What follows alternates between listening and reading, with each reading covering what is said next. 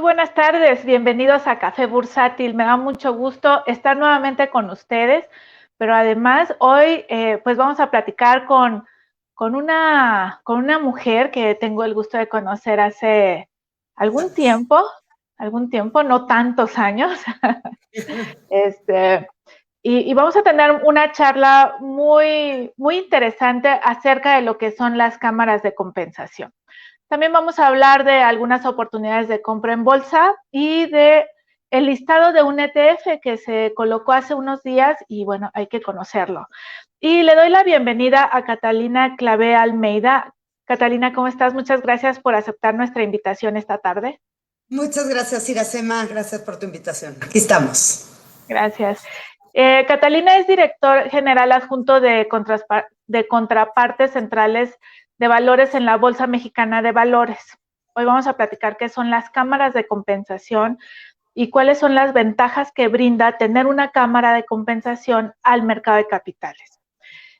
Catalina, para que la conozcan un poquito más, ha trabajado en el sector financiero ya por algunos años, tiene gran experiencia en el sector financiero.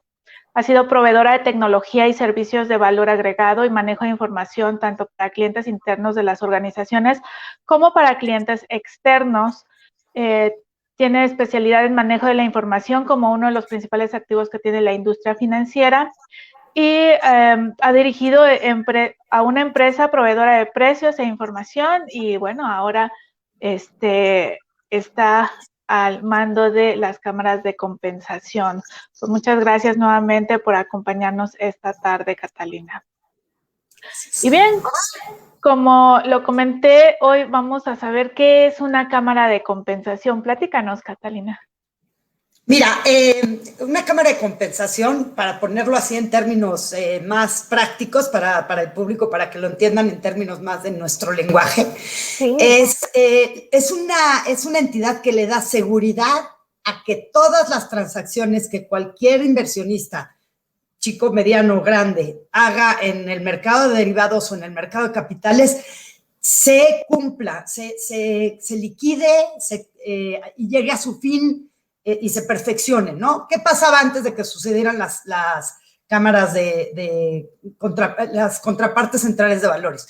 Las operaciones se hacían uno a uno, Iracema contra Catalina, Catalina contra Juan, y se compraban y se vendían. Y al final del día, alguien, por algún problema de liquidez o de crédito, cualquier problema que pudiera haber sucedido, podría, gracias a Dios en México no hemos tenido eventos de ese tipo catastróficos, pero podría no haber cumplido o honrado, como se dice la palabra, y no liquidar esta operación, ¿no?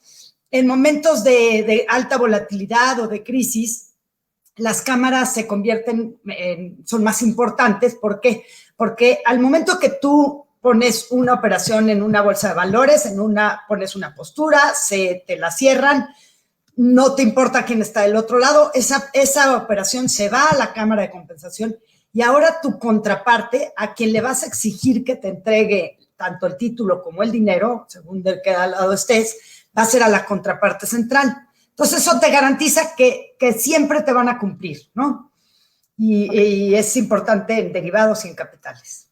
No sé si... Entonces, me encanta eso que acabas de comentar, que existe la garantía que siempre te van a cumplir. O sea, no hay riesgos, o con las cámaras eliminan los riesgos, ¿no? Exacto. El principal objetivo de una cámara es eliminar riesgos, pero para ser más coloquial, para que el inversionista lo entienda, es una garantía de que tu operación se va a concretar, ¿no? Se va a liquidar, va a llegar a su fin. Y yo elimino el riesgo, yo cámara elimino el riesgo. Si quieres puedo ahondar de cómo lo elimino, pero tú dime, ¿cómo vamos? Sí, me encanta, porque si bien eliminas el riesgo para las partes que están participando en el mercado, ¿tú asumes como cámara algún riesgo? Sí, claro. Lo que yo hago es, como te digo, tomo las dos puntas, la compra y la venta, y entonces yo me convierto en la contraparte. Y yo voy midiendo los riesgos que cada una de las partes tiene, yo voy compensando, digamos, voy pidiendo garantías, si la operación es muy grande y la casa de bolsa que me la está mandando tiene un capital más bajo o ha hecho muchas operaciones en ese momento, yo voy monitoreando para que en todo momento todos salgamos parejos, al final del día quedemos en ceros, digamos, ¿no? Todos entregados. Y terminemos felices, ¿no? Todas las personas que participamos. Mira, sí, sobre todo en los países que tenemos las cámaras, pues es una garantía, se mide también el riesgo del país, el riesgo financiero del país, pues se mide en este tipo de empresas que mitigan los riesgos, ¿no? Es muy importante. En México o para el mercado de capitales, ¿cuántas bolsas existen? Ya, tenemos 2 bolsas, nosotros damos servicio a las 2 bolsas en el país, es Bolsa Mexicana de Valores, obviamente, que yo soy, las cámaras son parte de ese grupo, y Viva, que es la otra bolsa. Nosotros somos agnósticos a las bolsas, pero también existe otra bolsa, que es la de MexDer, que es una bolsa que transacciona derivados, ¿no? Entonces tenemos 2 cámaras, la que compensa y liquida las capitales y la que compensa y liquida derivados. Ahora, ya en un plano un poquito mayor para una casa de bolsa, ¿qué beneficio tiene, además de mitigar el riesgo? Nosotros compensamos. Entonces, si dentro de un mismo intermediario hay varias compras y ventas del mismo valor, hacemos mejor uso del efectivo, porque neteamos las posiciones. O sea, tienes tantas compras, tantas ventas, tienes 10 compras. 8 ventas, neteo y nada más te voy a liquidar esas 2 puntas. Entonces, le hacemos mucho más eficiente el uso de efectivo, ¿no? Ok, ese es un beneficio importante. Otro de los beneficios, sí, la liquidez. La liquidez. Y en el caso del mercado de derivados, ¿funcionan muy similar? Sí, funcionan muy similar. La diferencia es que los instrumentos del mercado de derivados normalmente son plazos mayores. Capitales tú compras hoy y te liquidan o tienes que liquidar dentro de 2 días, cualquiera de la parte que estés. Y en derivados, pues son futuros, pueden ser también a 5 días o a 1 mes o hasta a 10 años. Entonces, la única diferencia es cómo calculamos el riesgo en el tiempo, ¿no? Y que los valores, pues, tienen un subyacente que sí responde más rápido, digamos, a las volatilidades, ¿no? Como puede ser un dólar o un futuro de una acción, etcétera, opciones, ¿no? ¿Cuál es el volumen que se opera o la cámara de compensación? ¿Qué volúmenes maneja en promedio diario aquí en México? Mira, en el mercado de capitales hacemos un promedio, recibimos un promedio diario de 19,000 millones de pesos, ¿no? De esos 19,000 millones de pesos, el 70% se compensa, entonces nosotros devolvemos el 30%, digamos, liquidamos y compensamos el 30%, pero medimos el riesgo de todo el mercado, ¿no?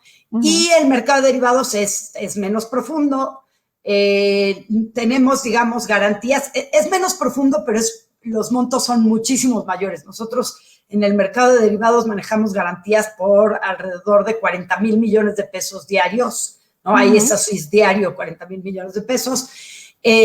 Tenemos, como te digo, no es un mercado tan profundo, tenemos que lograr una mayor educación financiera porque es un muy buen mecanismo para cubrir posiciones, ¿no? Entonces lo utilizan más las empresas, no está tan profundo en el retail, en el usuario final como un inversionista, ¿no? Pero realmente una persona física puede adquirir un derivado o... Claro, ojalá que lo hiciera. ¿Sí?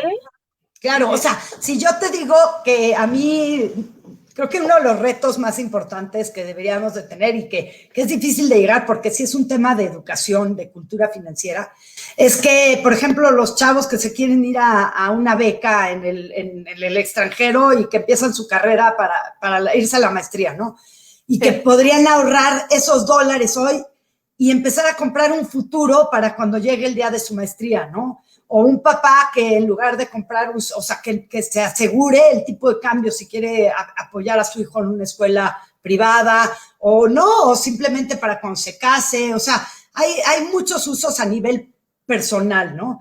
A nivel empresa, pues se pueden usar y deben de ser usados con la prudencia de utilizarlos para cobertura, ¿no? O sea, si tú sacas un crédito de maquinaria que está en dólares, entonces dices, mira, mejor me cubro porque mi negocio no es comprar y vender dólares, entonces me cubro con los dólares desde el inicio del crédito, ¿no?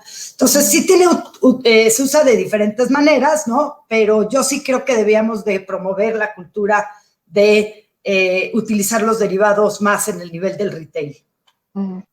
Ahorita que hablaste de los futuros del dólar, creo que es un momento así idóneo cuando vemos tanta volatilidad en el mercado al contado, como que todos deberíamos de saber que existen estos instrumentos de cobertura y usarlos.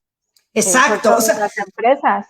Claro, oye, me voy a ir digo, hay que dimensionarlo también por los montos de los contratos, ¿no? Pero si sabes que va a ser un viaje muy caro, etcétera, pues podrías pedirle a tu casa de bolsa que te consiga un futuro o para inversionistas un poco más pequeños, pues un forward que no van a las cámaras, pero que al final las casas de bolsa lo cubren dentro del mercado establecido, ¿no?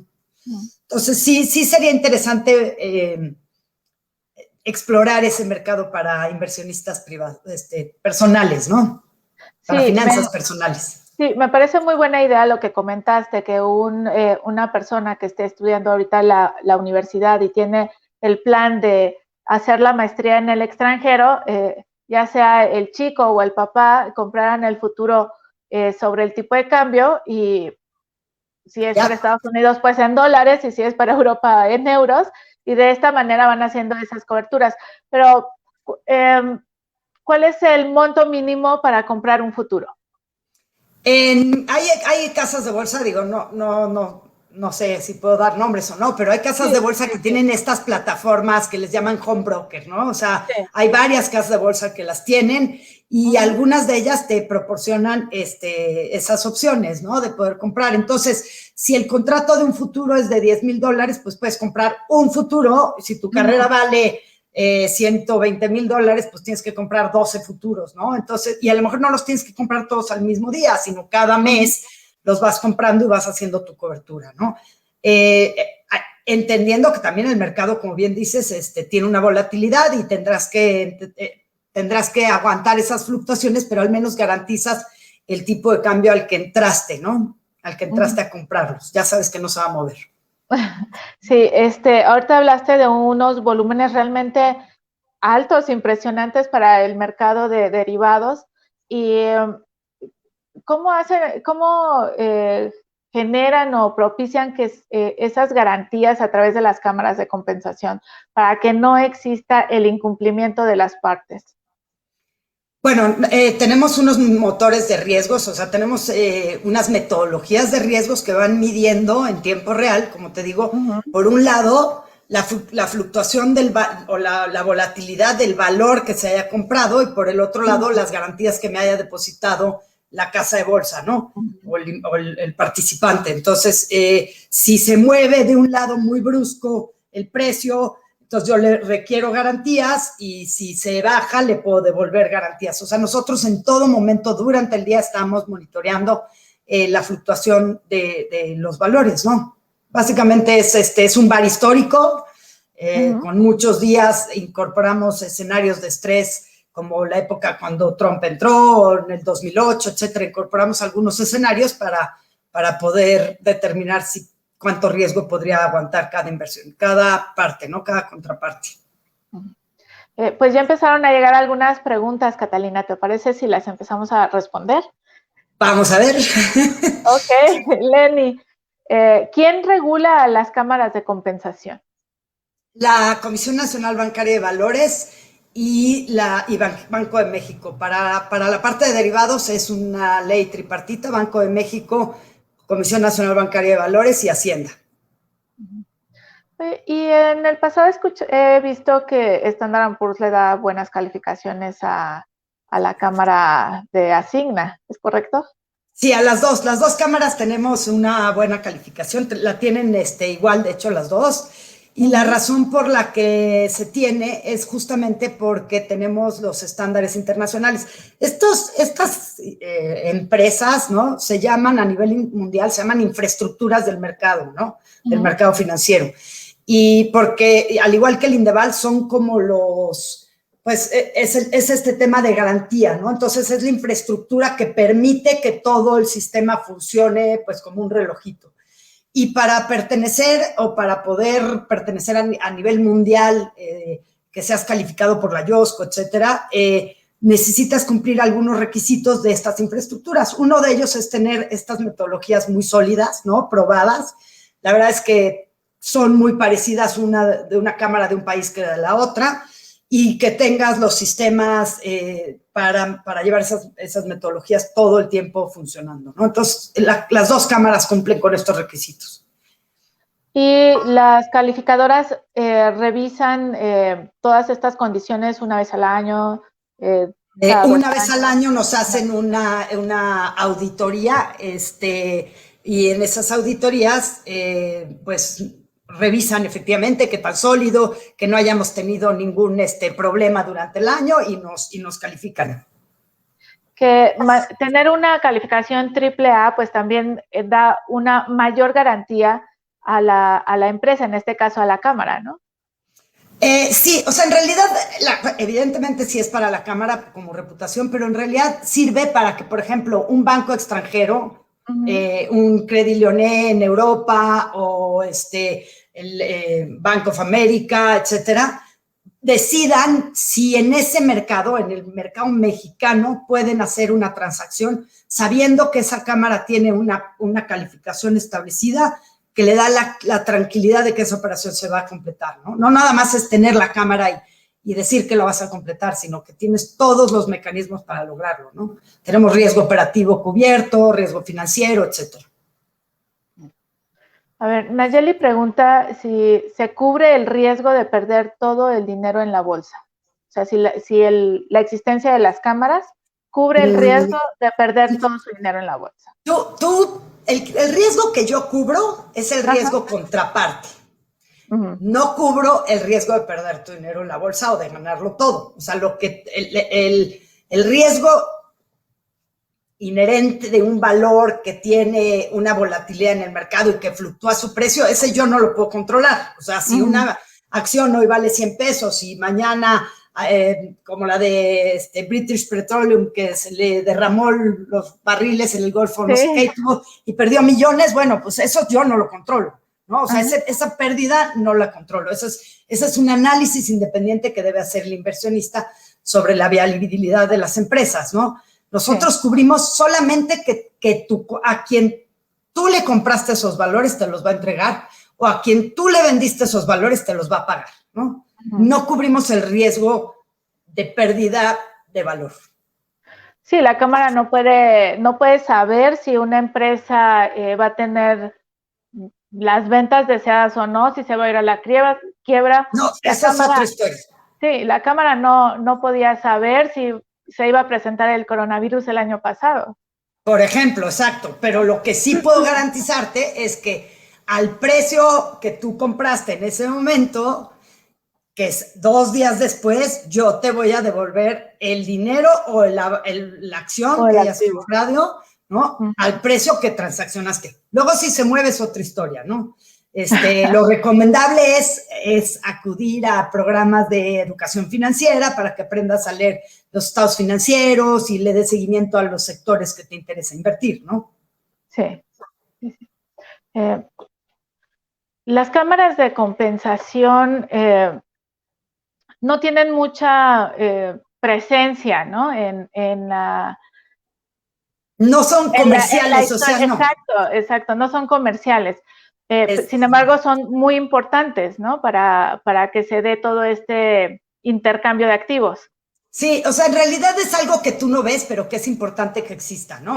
O sea, si lo ves así más en algo más del día a día, existen cámaras de compensación para muchos productos. Por ejemplo, una tarjeta de crédito. que tú pagues con una tarjeta de crédito y que al establecimiento le paguen, pues hay una cámara de compensación en medio, ¿no? Porque a lo mejor el establecimiento tiene una cuenta en un banco y le firmó de otra tarjeta. O sea, son mecanismos o instituciones que existen para que las transacciones se perfeccionen, pero no es algo que uno está viendo. Palpable para el usuario final, pero es importante para que el país tenga pues una solidez en los mercados financieros, ¿no? Betty pregunta si un inversionista se puede sentir seguro al saber que existen las cámaras de compensación. Sí, porque pues, o sea, si tú operas en una casa de bolsa, sabes que esa casa de bolsa está monitoreada y respaldada por un capital y que la Cámara de Compensación va a estar vigilando que pueda cumplir sus obligaciones. En la Cámara de Compensación en Asigna, ¿hay revisiones en cuanto a que entran nuevos instrumentos y hay que hacer revisión a metodologías precisamente para mantener esta fluidez y esta contraparte, o sea, que esté funcionando correctamente? Sí, hay todo un mecanismo, o sea, ahí sí los instrumentos nuevos pasan por Banco de México, se hacen de hecho en realidad lo hace Mexder porque son contratos que tienen que pasar primero por la bolsa, entonces esos contratos se llaman contratos generales, con CGCs, ¿no? Contratos generales o condiciones del contrato, ¿no? Y lo presentas a Banco de México ve las características generales del contrato, o sea, ve las características de los contratos, que sean viables, que no sea que estés vendiendo algo que no tiene sentido, ¿no? Y luego checa que la metodología que va a aplicar la Cámara para pedir las garantías, porque acuérdate, cada transacción lleva una garantía, ¿no? Que las garantías sean suficientes para cubrir todas las volatilidades que se puedan presentar en escenarios de estrés. En el caso de Asigna y Mexder, ¿cuál ha sido la evolución del mercado en estos años? O sea, sabemos que pues siempre ha sido más atractivo hablar de las acciones para los inversionistas y como bien lo decías en un principio, ojalá personas físicas también participaran en el mercado de derivados. Pero, ¿cuál ha sido la evolución a través de los años del mercado de derivados? Bueno, yo creo que ha sido lento. Tenemos, el mercado de derivados estandarizado, porque el mercado de derivados existe, el OTC, que es el over the counter, ¿no? Pero el que viene a las cámaras ha sido más lento. Pues a diferencia en el mercado de capitales, hay más competencia porque existe el mercado OTC, que tú los bancos pueden hacer las transacciones de manera bilateral, sin la necesidad de la cámara, ¿no? Ellos cubren sus propios riesgos y por supuesto, son supervisados por las autoridades como la Comisión y cumplen también con ciertos riesgos, ¿no? Pero con ciertos criterios para manejar el riesgo. Yo insisto que es un tema de cultura financiera, ¿no? Y de miedo a estos instrumentos. Sí, sin duda son instrumentos de más riesgo, ¿no? Esta pregunta de si yo garantizo que se pueda no perder todo, no, pues no, evidentemente no, pero son instrumentos muy valiosos para empresas para cubrirse, porque si no te cubres de un tipo de cambio en un contrato o vas a comprar toneladas de cemento para una construcción de un aeropuerto, ¿no? Bueno, pues si vas a comprar el cemento, pues lo ideal sería que compraras, sabes que te lo van a vender en dólares, sabes que es un proyecto a 4 años, entonces todas esas proyecciones, pues tú te vas cubriendo tu riesgo, es para cubrir tu riesgo, ¿no? En el mercado, entonces sí se hace, sí lo hacen las empresas, creemos que debemos de profundizar más en la educación financiera porque aún cuando el mercado over the counter es seguro, es aún más seguro que lo hicieran con nosotros, ¿no? Esto sí ya es comercial, pero sí, ha evolucionado poco porque tenemos mucha competencia, digamos, ¿no? Y es sana la competencia.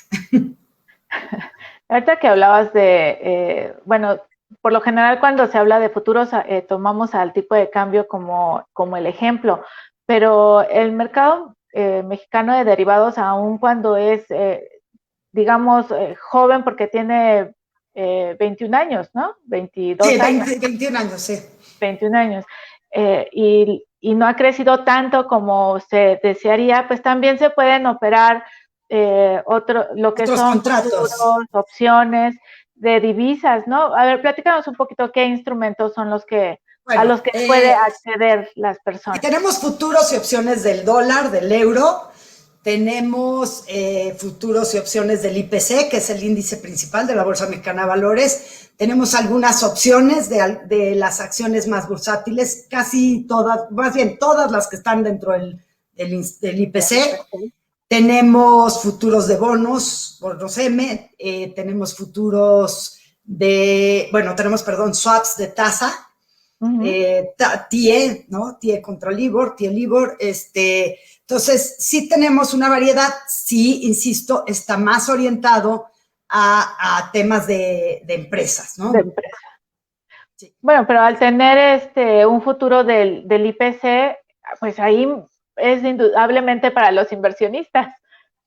Sí, sin duda. El del IPC es mucho más accesible para los inversionistas, pero otra vez, o sea, es un tema de educación financiera en la cual tenemos todos que participar y profundizar para que sepan para qué sirve, ¿no?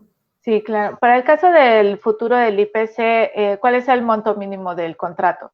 ¿O cuánto vale un contrato? No me hagas esa pregunta porque no la sé de memoria, pero ahorita mismo Ok, la borramos y por mientras yo averiguo aquí en la página de Mexder a ver de cuánto está. Sí, porfa, porque no puedo entrar a la página porque si me meto te voy a bloquear la cámara. Sé el del dólar, que es de $10,000. Ajá. Y del IPC, y sabía que me lo ibas a preguntar. Yo ahorita lo busco. Ok. Y para que mientras cuenta de otra cosa, ya me avergoncé. Mexder, déjame buscar. No, yo lo busco, no te preocupes. Tasas de interés, ¿cómo ves ahorita cómo han estado subiendo? Precisamente estaba yo revisando en la mañana el alza que tenían los bonos a 10 años, haciendo el comparativo con los bonos de Estados Unidos, Alemania e Inglaterra.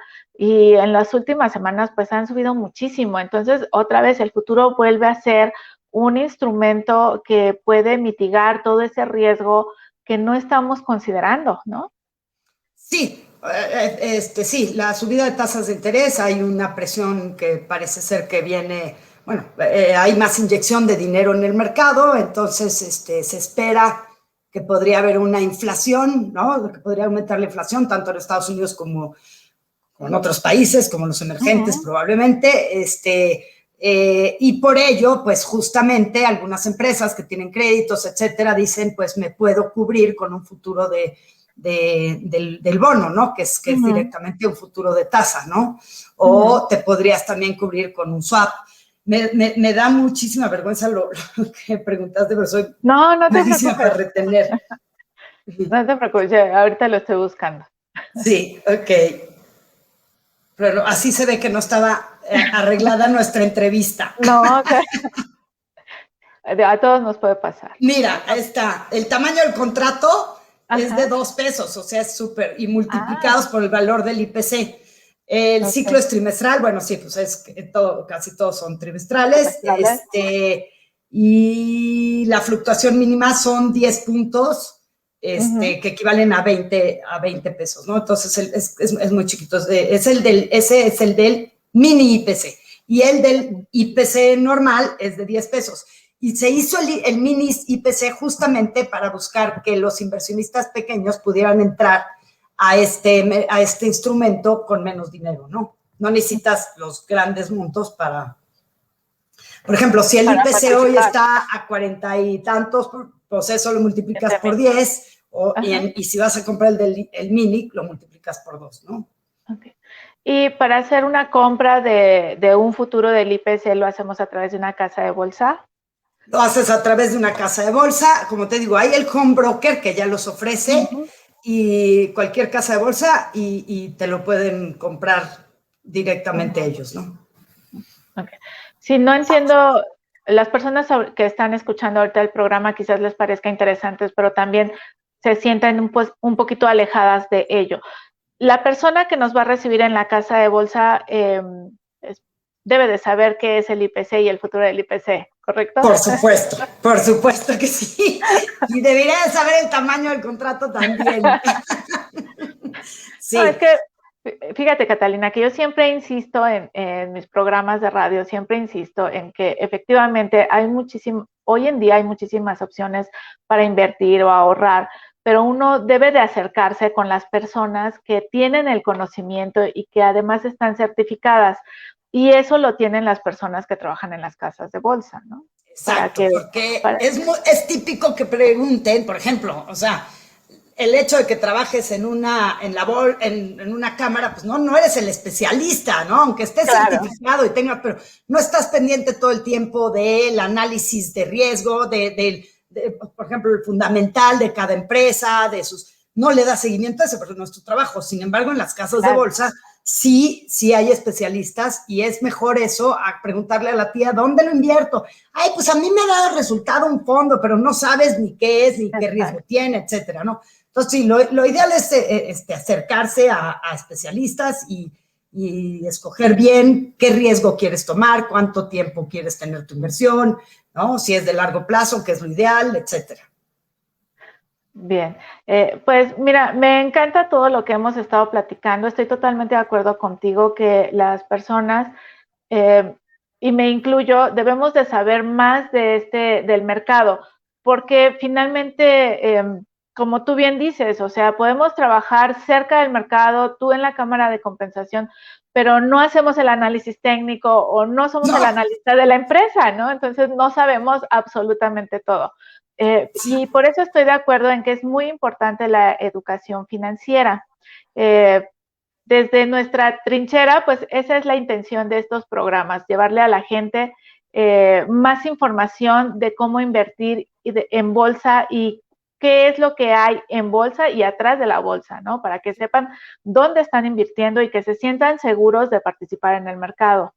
Claro, nosotros como empleados, digamos, de la bolsa, pues cuando inviertes vas con un asesor y sí, evidentemente, si ya te metes a una emisora en específico, pues ya le das seguimiento en lo personal, ¿no? Sí. Pero nada como tratar con alguien que se dedica el tiempo completo a estar pendiente de esas emisoras y de las recomendaciones, etcétera, ¿no? Sí, sí. Oye, Catalina, y bueno, se nos va el tiempo, a mí siempre se me va el tiempo volando con los invitados y a mí este tema de las cámaras y de Mexder se me hace muy interesante, pero antes de que te nos vayas, aprovechando de que estás aquí, de que eres una mujer exitosa, de que leí un poquito, así muy breve, algunas de tus actividades, te haría una última pregunta muy referente a marzo, cuando se festeja pues el Día Internacional de la Mujer y toda esta controversia que hemos escuchado ya alrededor de varias semanas. Platícanos un poquito cuál ha sido tu trayectoria en el sector financiero, cómo te has sentido, cómo te has desarrollado. Platícanos un poco, por favor. Mira, yo creo que el sector financiero, yo he estado trabajando para el sector financiero, como bien comentaste, directa o indirectamente, ¿no? Y creo que es igual que todos los sectores, o sea, todos los sectores han ido evolucionando para incorporar a la mujer en el trabajo, ¿no? Cuando yo empecé a trabajar, que fue en el 87, evidentemente, si te embarazabas, pues te ponían mala cara y no tenías un lugar para ir a amamantar a tu bebé o para poder mandar, hoy se le llaman unos lactarios, ¿no? O algo así. O sea, hoy en la bolsa ya tenemos eso. Yo lo veo y digo, ¡uf, qué increíble! O sea, le pueden traer a su bebé, le puede dar de comer. O sea, sí hay una evolución muy importante. Yo creo que se ha sensibilizado que pues una mujer, además de ser profesional, ¿no? Profesionista, pues tiene una vida en casa, tiene hijos, tiene que... Hay funciones que no se pueden suplir, ¿no? Sobre todo cuando eres joven, ¿no? Que esa, digamos, que fue la parte más dura en mi vida, ¿no? Cuando tuve hijos pequeños y pues tienes que faltar a todos los festivales, que a mí me daban un poco igual, pero sí tienes que faltar a cosas más importantes, como por ejemplo la clase pública, y que tu hijo pues al final del día se sienta valorado de que su mamá está ahí. Esa parte creo que es la parte más dura y creo que hoy, al menos por ejemplo en el ámbito que hoy en donde estoy trabajando, creo que es más sensible, los jefes son más sensibles con las muchachas jóvenes que recién tienen hijos, como te digo, hay un lactario, hay doctores ahí, hay muchísima más beneficios, ¿no? O sensibilidad más que beneficios. En la parte de desempeño, yo podría decir que pues, todo depende del grupo, ¿no? Del grupo donde te desempeñes, en donde todos, sí, hombres y mujeres, entendamos que pues nuestra percepción de la vida y de los problemas y del riesgo, así te la pongo, en riesgo, especialmente el riesgo, por ejemplo, en el financiero, en hacer un negocio, es muy diferente que el riesgo, cómo lo ve una mujer que lo ve un hombre, ¿no? Y eso nos complementa, eso es muy interesante, porque a lo mejor tú eres más precavida en unas cosas, pero más aventada en otras, ¿no? Por tu propia personalidad y además por tu propia existencia. Sin embargo, los hombres lo ven diferente y si nos sentamos en una mesa y podemos dialogarlo, pues creo que la empresa gana, ¿no? Por eso claro, te digo que creo que lo más importante es que tengas la suerte de tener un equipo donde te sientan que complementas, donde eres valorada, ¿no? Sí creo que hay momentos más duros para la mujer porque pues es un ambiente más agresivo, ¿no? Y nosotras normalmente no, bueno, yo al menos y la gente con la que trabajo en la bolsa, las mujeres no nos comportamos tan agresivo, ¿no? En el sector financiero es muy agresivo y muy altisonantes las palabras, y pues como mujer no está padre a veces eso. Eso lo hace más difícil, en mi opinión, porque tú no le puedes contestar igual a un hombre como ellos dos entre hombres se hablan y se contestan, ¿no? Entonces eso lo hace más difícil, pero pues yo sí creo que a mí me han acompañado muy buenos equipos, tanto colaboradores como jefes, he tenido muy buena suerte, he tenido altas y bajas, pero en general, o sea, hay que, en el tiempo que tengo, que es bastante, o sea, 30 y tantos años trabajando, he tenido más buenas experiencias que malas, y también creo que tenemos que nada más pensar un tema como mujeres, tenemos que apoyarnos, no nos veamos como, tenemos que apoyarnos, no nos veamos como competencia, entre mujeres creo que tenemos que apoyarnos porque sí la tenemos un poco más difícil por este tema de que es mucho más agresivo y nosotros no estamos educadas así, ¿no? Entonces, pues así, juntas podemos. Pues sí, pues yo siempre te he visto muy trabajadora y siempre muy sonriente, eso quiere decir que hay un saldo positivo en tu desempeño laboral y eso me da muchísimo gusto. No, hay una última pregunta, es de Pau López, sé que no es tu área, si la quieres contestar bien, si no, no. ¿Cuál sería tu pronóstico o tu percepción de qué va a hacer el Banco de México en la siguiente semana referente a las tasas de interés? Okay. La verdad es que nosotros por principio no damos pronósticos, ¿no? Ajá. Y como te digo, la verdad es que leemos el periódico, leemos las noticias, las declaraciones de los funcionarios, tanto mexicanos como americanos, y pues ahí están los temas de que hay más dinero circulando, probablemente va a haber más inflación, pero eso solamente los que están 100% tiempo completo en eso, no me atrevo y no me gustaría dar una recomendación al respecto. Claro que sí. Catalina, yo te agradezco mucho esta tarde que nos hayas acompañado, que nos hayas platicado de este tema tan importante que son las cámaras de compensación. De verdad, yo, que al igual que tú, leo los periódicos y trato de estar informada de todos estos temas, y pues siempre hablamos de, o vemos las noticias de las colocaciones, los índices económicos, pero pocas veces escuchamos hablar de lo que es una cámara de compensación, y es una institución muy importante para garantizar el cumplimiento pues, de las partes y de los inversionistas que participan en el mercado. Te agradezco muchísimo tu tiempo, acompañarme. Hombre, a ti. Te mando un fuerte abrazo y espero que en otra ocasión también nos acompañes. Claro, muchísimas gracias, espero que haya sido de utilidad. Un abrazo. Seguro que sí. Gracias, vale. Igualmente. Bye. Bye. Pues sí, creo que los funcionarios pues tienen posturas muy claras de cuáles son sus actuaciones o sus desempeños, y efectivamente, como lo mencionó Catalina, pues no es su función dar estimados de indicadores económicos. yo les diría que pues no va a ser una tarea fácil para el Banco de México tomar una decisión la próxima semana, porque si bien se había mantenido desde el año pasado una postura laxa, que significa que están tratando de reducir las tasas de interés con objeto de apoyar el crecimiento económico derivado de la pandemia y todo el desorden que tuvimos en la economía el año pasado, pues estamos viendo que hay un desajuste o un desorden o cambios muy abruptos en las tasas de interés por parte de Estados Unidos o en el mercado estadounidense, y esto estará empujando, pues está empujando al nivel de negociación para el resto de las tasas de interés en el mundo. Como lo comenté hace un momento y también lo pueden checar en el Twitter de Vínculo Económico, se publicó, o en mi Twitter, ya no me acuerdo en cuál lo publicamos, publicamos cuál es la variación que ha tenido los bonos, las tasas de interés en el año, y la verdad es que han tenido una variación muy, muy importante, pero esa variación corresponde únicamente a las últimas 2 o 3 semanas. Mire, el bono a 10 años, bueno, para poder comparar los bonos en el mundo, tomamos el bono como referencia el de 10 años. La tasa de interés en México hoy cerró en niveles de 6.73%. Eso quiere decir que ha subido en lo que va del año 132 puntos base. Es muchísimo.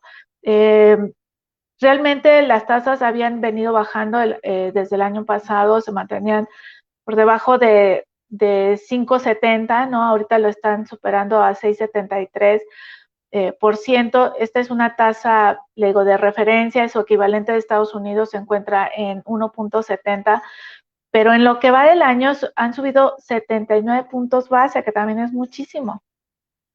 Entonces aquí hay un movimiento muy interesante para quienes gustan del mercado financiero, entender qué es lo que está moviendo a los inversionistas hacia el mercado de bonos y está presionando las tasas de interés. Como lo mencionó Catalina, hay mucha volatilidad porque se piensa que a partir de los estímulos fiscales en Estados Unidos, económicos y fiscales, que están pensados para que la economía crezca, a partir de ello va a venir un fuerte incremento en precios, que es inflación. Y las tasas objetivos o las políticas monetarias están muy ligadas a la inflación, de tal manera que si la inflación se eleva por arriba de los objetivos también o de las metas de los bancos centrales, lo lógico sería que la banca central empiece a subir la tasa de referencia tratando de contener esas presiones inflacionarias. Sin embargo, la situación o el escenario en este momento, pues va a ser complicado para la banca central porque por un lado el crecimiento de la economía todavía no repunta, y si no ha repuntado todavía no es sólido, y por el otro lado está teniendo presiones inflacionarias, que es uno de los mandatos o una de las obligaciones de la banca central, que es contener la inflación. Recuerda que cuando hablamos de inflación es el poder adquisitivo que tenemos las familias cuando vamos al supermercado, de tal manera que podemos ganar el mismo sueldo todo el año, pero si la inflación sube, significa que nuestra capacidad de compra disminuye. Por eso es importante controlar la inflación. ¿Qué va a pasar la próxima semana con México? Hay que revisar muy bien, los niveles de inflación están cercanos al 4%, y la tasa de referencia para México se ubica en, ahorita le voy a decir, estamos en 4%, y el Banco Central estaría, si decide bajarlo, estaría ubicándola en 3.75 cuando la inflación ya está por arriba de la tasa de referencia, y esto estaría dándonos tasas negativas reales. El problema no es si en la próxima semana el Banco de México baja la tasa de interés y seguimos manejando tasas reales. El problema es que la inflación mantenga en el largo plazo una tendencia creciente. Ese es el problema. Entonces, el Banco Central lo que va a hacer es analizar cuáles son todos los riesgos para México de que la tasa de precios siga subiendo. Si él considera que va a seguir subiendo en el largo plazo, es muy seguro que mantenga la tasa en los niveles en los que está actualmente. Si él considera que hay presiones transitorias, o sea, momentáneas, es posible que la baje. Por eso es complicado, pues, pensar por otras personas. Ojalá trabajáramos en la Junta de Gobierno, pero pues no es así. Pero pues yo creo que la va a mantener en un 4%, o la va a bajar, pero no creo que vaya a decidir subirla en este momento. Bueno, por otra parte, y regresando al mercado de capitales, pues le quiero comentar que hoy, precisamente hoy, en la Bolsa Mexicana de Valores se colocó un instrumento que se llama ETF Ingenius, y este instrumento bueno, a ver, le voy a platicar poquito. El año pasado no hubo muchas colocaciones en bolsa. Hoy ha habido un poco más movimiento por parte de empresas que hacen colocaciones en bolsa. En particular me llama la atención este ETF. Los ETF son instrumentos que replican un índice. Usted ha escuchado hablar mucho del índice de precios y cotizaciones o del índice FTSE Viva para la bolsa viva. El IPC es el que replica o refleja el movimiento de la Bolsa Mexicana de Valores a través del IPC. Lo que hacen es formar una muestra de acciones que son representativas del mercado. Entonces, uno cuando dice el IPC subió o bajó, pues quiere decir que en términos generales el mercado se comportó de esa manera, aunque no hace mención específica del precio o del alza que tuvo una acción, sino es un comportamiento general. IPC para Bolsa Mexicana de Valores, FTSE Viva para Bolsa Viva. Bueno, pero los índices no los podemos comprar porque un índice es simplemente un indicador.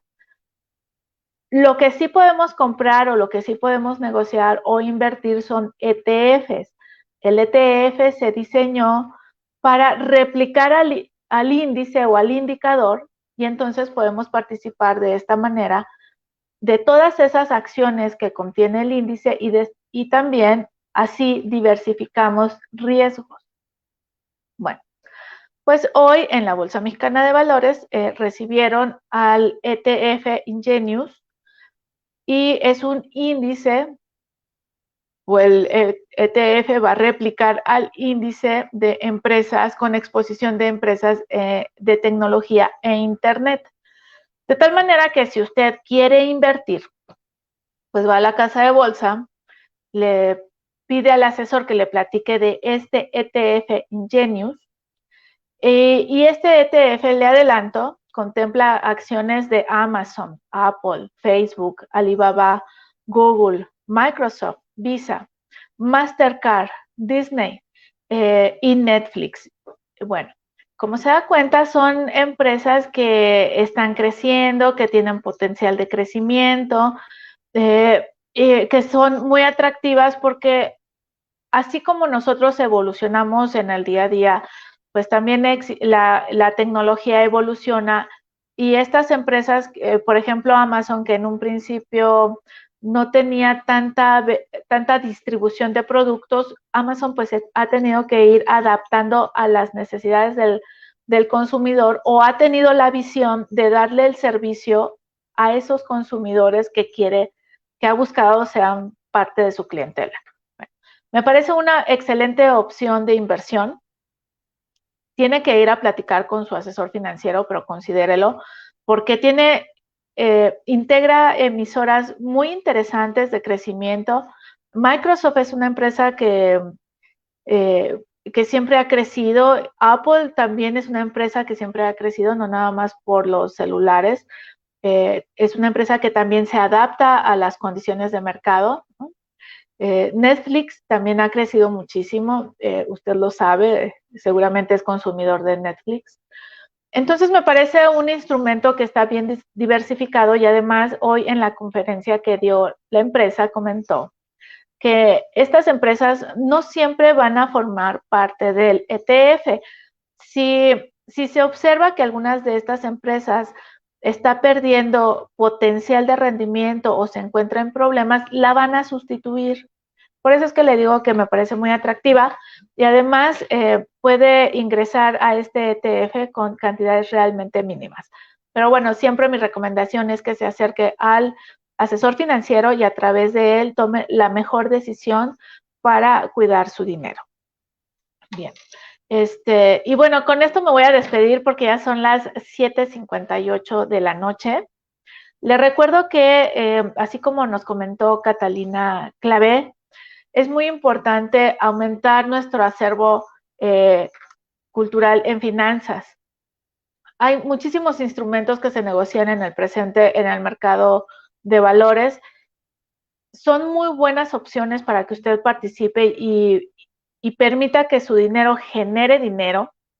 No lo tenga bajo el colchón. Hoy el director general de la Bolsa Mexicana de Valores, José Oriol, dijo que tener dinero abajo del colchón, uno, existe el riesgo de que te lo roben, es cierto, y dos, existe el riesgo de, pues no el riesgo, va a perder poder adquisitivo. Así es que no lo tenga bajo el colchón, no lo tenga en el cochinito ahí de, ya sé de cuál, ¿no? De barro, ni de plástico, no lo tenga ahí porque no sirve de nada. Bueno, unos días sí, pero el destino tiene que ser el banco y después la inversión para que su dinero genere dinero. Ya le repito, ETF Ingenius, pregunte por él en la casa de bolsa con su asesor financiero. Si quiere conocer más de este instrumento o si quiere que le platique un poquito más, me puede mandar un correo a vinculoeconómico@gmail.com. Ahí le voy a platicar un poco más del ETF y lo voy a canalizar con un asesor financiero que está certificado por la AMIB para dar recomendaciones de inversión. Así es que estamos para ayudarle, para apoyarlo y no deje de ahorrar. Soy Iracema Andrés.